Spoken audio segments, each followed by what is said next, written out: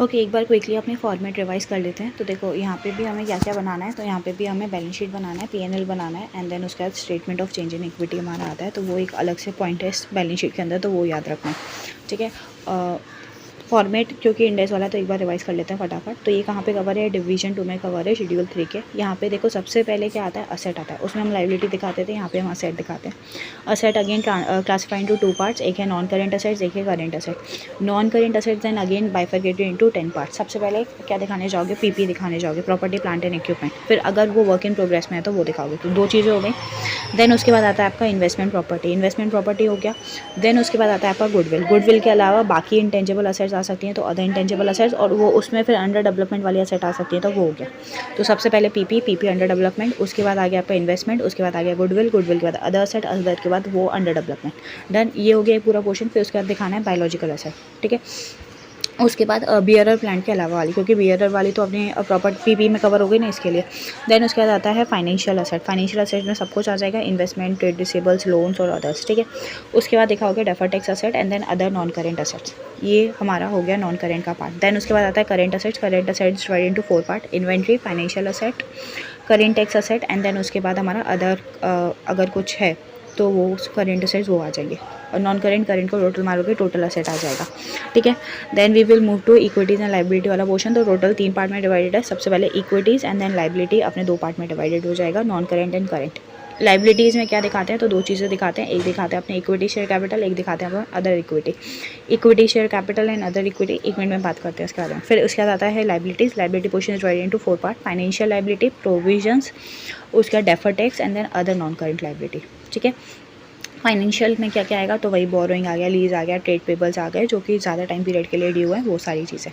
ठीक है, current liability again 4 parts में है, सेम ही 4 पार्ट्स है, सेम नाम है। जैसे फाइनेंशियल लाइबिलिटी उधर था, फाइनेंशियल लाइबिलिटी इधर है, प्रोविजन उधर था, प्रोविजन इधर है, डेफर टैक्स लाइबिलिटी उधर था, तो इधर डेफर तो आएगा नहीं। इधर में क्या दिखाते हैं, करेंट टैक्स लाइबिलिटी, और अदर नॉन करेंट उधर था, इधर हो गया हमारा अदर करेंट लाइबिलिटी। ठीक है, फिर देन अपने टोटल मार देते हैं किसका, इक्विटीज़ एंड लाइबिलिटीज़ का, and you are good to go. ठीक है, इसके बाद हमने 2 चीज़ें बोली इक्विटी वाले पोर्शन में, दैट इज़ एक बोला इक्विटी शेयर कैपिटल, एक बोला हमने अदर इक्विटी। तो वो हमें दिखाना रहता है। उसमें हम क्या बोलेंगे, इक्विटी शेयर कैपिटल में आएगा साल के शुरू में कितने थे, चेंजेस कितने हुए हैं वो दिखाएंगे। फिर अगर कुछ बैलेंस में चेंज हुआ, रीस्टेट किया गया है तो वो दिखाएंगे। उसके बाद हम करेंट ईयर के चेंजेस दिखाएंगे, एंड देन हमारा बैलेंस आ जाएगा। तो सबसे पहले दिखाना है balance at the beginning of the current reporting period. फिर उसका changes in equity share capital due to prior period error, मतलब पहले में कुछ एरर था उसके कारण आपने चेंज किया तो वो। फिर रीस्टेटेड वाला बैलेंस आ जाएगा, इस साल में आपने कुछ चेंजेस करे तो वो आ जाएंगे, एंड देन बाद में लास्ट में आप क्या करोगे, क्लोजिंग दिखा दोगे, सेम टू सेम आपका लास्ट ईयर का बन जाएगा। ठीक है, इसके बाद आता है अदर इक्विटी। ये याद रखने जैसा है थोड़ा सा। इसमें क्या क्या चीज़ें आती हैं, इसमें आता है शेयर एप्लीकेशन मनी जिसमें पेंडिंग अलॉटमेंट है। इसमें आता है equity component of the financial instruments. इसमें आते हैं यहाँ पे capital reserve, securities premium, other reserve, retained earning, reserve and surplus पूरा आ गया। फिर इसमें आते हैं ओसीआई वाले आइटम। ओसीआई में क्या क्या आता है, तो डेट इंस्ट्रूमेंट आता है, इक्विटी इंस्ट्रूमेंट आता है, कैश फ्लो हेज वाला एक इफेक्टिव पोर्शन आता है, रिवैल्यूएशन का सरप्लस आता है, एक्सचेंज डिफरेंस आता है due to translating of the financial statement of a foreign operation, और अदर आइटम्स आ गए। ठीक है, उसके बाद और क्या आएगा, तो शेयर वॉरेंट्स आएगा। तो ये सारी चीज़ें हम कहाँ पे दिखाते हैं, ये सब दिखाते हैं अदर इक्विटी में, एंड देन टोटल दिखा देते हैं। अब यहाँ पे क्या क्या होगा, यहाँ पे साल के शुरू में कुछ बैलेंस होगा, प्रायर पीरियड में कुछ चेंजेस होंगे, देन उसके बाद आपका फाइनल रीस्टेटेड बैलेंस आ जाएगा। ठीक है, उसके बाद आप कॉम्प्रिहेंसिव इनकम निकालोगे इस साल की, उसमें से अगर आपने कुछ डिविडेंड दिया तो वो हटा दोगे, कुछ ट्रांसफर हमारा रिटेन अर्निंग में वो हटा दोगे, कोई दूसरे चेंजेस करे वो हटा दोगे, एंड देन फाइनली आपका क्या आ जाएगा, क्लोजिंग फिगर आ जाएगा। ठीक है, क्या क्या आता है पहले ऊपर में वो लिखेंगे अपने कॉलम वाइज, एंड देन उसके बाद रो वाइज हम क्या करने जाएंगे, ये सारा एडजस्टमेंट करने जाएंगे। ठीक है, देन इसके बाद हमें क्या चाहिए होता है, देन इसके बाद हमें पीएनएल चाहिए होता है। तो पीएनएल में हमारा क्या क्या आता है, तो पीएनएल में हम दिखाते हैं नॉर्मल वो जो फॉर्मेट था वही है। सबसे पहले revenue from operation, other income उसमें ऐड करेंगे, टोटल इनकम आ गया, एक्सपेंसेस 6-7 एक्सपेंसेस हो गए, cost of material consume, purchase of stock in trade, change in inventory, employ benefit, finance cost, depreciation, other. ठीक है, cost of material consume and purchase या तो खरीदोगे मैन्युफैक्चरिंग करोगे उस हिसाब से सेट हो जाएगा, ओपनिंग क्लोजिंग करके चेंज इन इन्वेंट्री आ जाएगा, एम्प्लॉयज़ के लिए खर्चा, finance cost, depreciation, other expenses, total expenses. Total income में से टोटल एक्सपेंसेस माइनस कर दोगे, प्रॉफिट बिफोर एक्सेप्शनल आइटम आ जाएगा। फिर कोई एक्सेप्शनल आइटम है तो उसको एडजस्ट कर दो, तो प्रॉफिट बिफोर टैक्स आ जाएगा। इसका टैक्स का एडजस्टमेंट कर दो, टैक्स दोनों आ जाएंगे, current tax and deferred tax. उसके बाद आपका आ जाएगा कंटिन्यूइंग ऑपरेशन से क्या प्रॉफिट किया वो।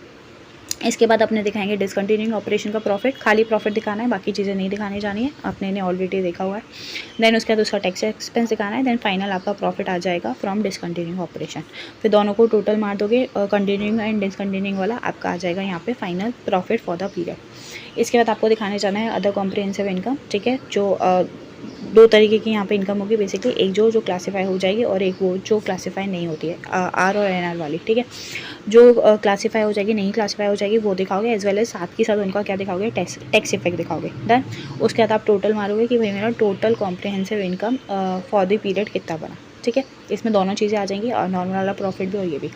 अब आपको क्या करने जाना है, अब आपको ईपीएस निकालने जाना है। तो ईपीएस 3 चीज़ों का निकालोगे, सबसे पहले निकालोगे ईपीएस कंटिन्यूइंग ऑपरेशन का, फिर निकालोगे डिसकंटिन्यूइंग ऑपरेशन का, और फिर निकालोगे total basic diluted and basic diluted. तीनों चीज़ें तीनों में निकलेंगी, एंड देन उसके बाद जाके आपका पूरा फॉर्मेट खत्म हो जाएगा। इसके बाद इसमें हम राउंडिंग ऑफ कर सकते हैं, ठीक है। अगर आपकी जो इनकम है वो 100 करोड़ से कम है तो आपकी राउंडिंग ऑफ होगी टू द नियरेस्ट 100, थाउजेंड्स और लाख और मिलियन तक, बस। अगर आपकी जो टोटल इनकम है वो 100 करोड़ से ऊपर है तो आप फिर राउंडिंग ऑफ करना चालू कर सकते हो लाख से, lakh, million and then crore.